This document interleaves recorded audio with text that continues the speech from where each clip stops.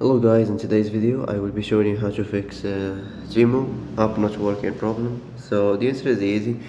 Just go to the settings and then scroll down to the apps section and then go to the search and search Temu.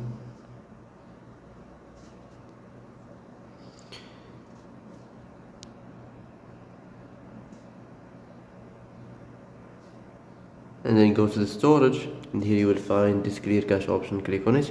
Now you can go check it if it worked, and if it didn't you can try to restart your phone or turn the Wi-Fi off and on, or the Bluetooth or the airplane mode. Also you can try to clear data, but be careful. If you clear data, all this application's data will be deleted. This includes all files, the settings, the accounts, the databases, etc. So be careful if you want to clear your data. And that's it for today's video. I hope this is the answer you've been looking for.